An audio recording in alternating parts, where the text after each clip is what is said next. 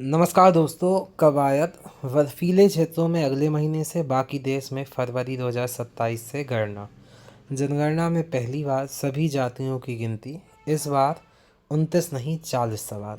देखिए, नई दिल्ली की खबर है जिसमें जनगणना को लेकर बात कही गई है। जनगणना 2027 में आज़ादी के बाद पहली बार सभी समुदायों की जातियों की गिनती होगी। केंद्र सरकार ने आबादी की गणना के दौरान पूछे जाने वाले 40 सवालों को अधिसूचित कर दिया है।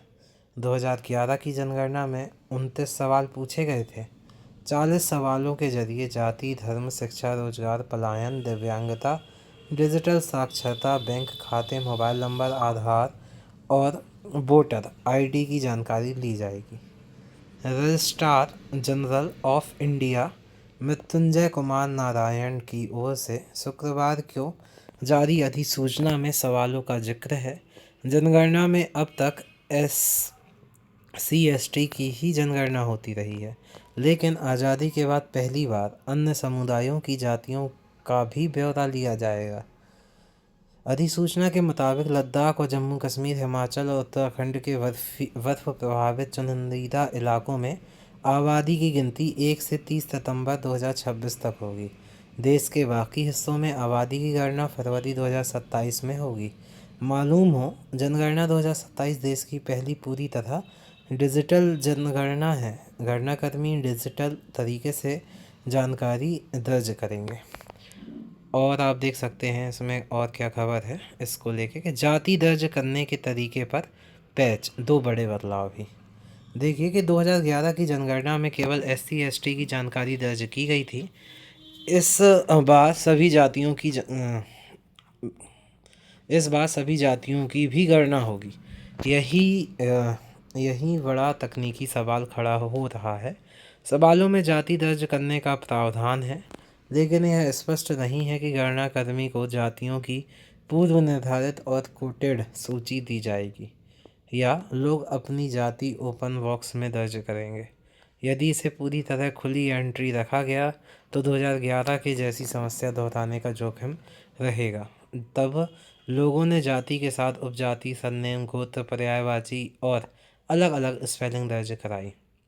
इसके चलते 46 लाख जाति वर्ग उपजातियां सामने आई थीं। पहला बड़ा बदलाव है कि 2011 में नाम, परिवार के मुखिया के संबंध, लिंग, जन्म तारीख या उम्र, वैवाहिक स्थिति, धर्म, SC/ST, भाषा, रोजगार और माइग्रेशन जैसी जानकारियां थीं। माता पिता संबंधी अलग प्रश्न नहीं थे। इस बार अलग से जानकारी देनी होगी।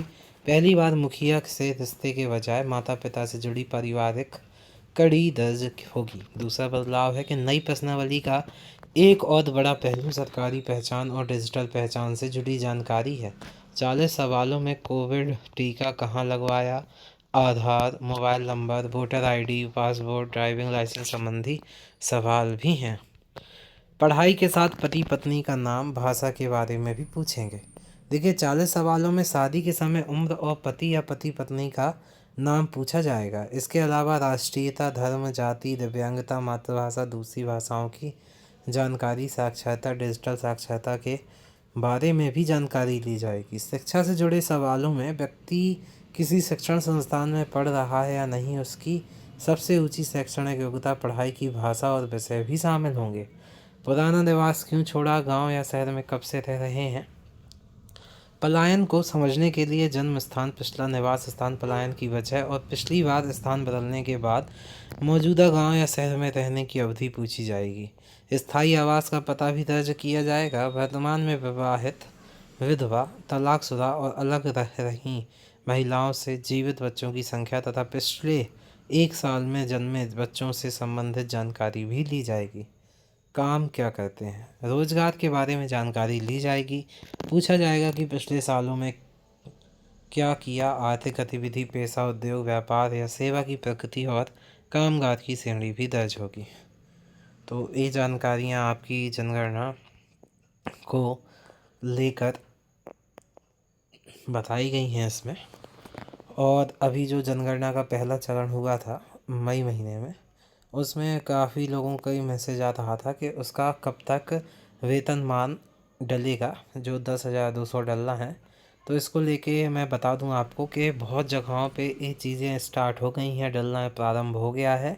लगभग 15 से 20 दिन पहले कहीं या यूपी वगैरह में तो डला भी है। अभी मध्य प्रदेश में 1 या 2 जगह ही डला है, ज़्यादा जगहों पे नहीं डला है। तो धीरे धीरे ये प्रोसेस स्टार्ट हो गई है। मुश्किल से इस महीने या अगले महीने में आपका ये जो मानदेय है वो डल जाएगा। तो बहुत बहुत धन्यवाद आपका वीडियो देखने के लिए। जय हिंद।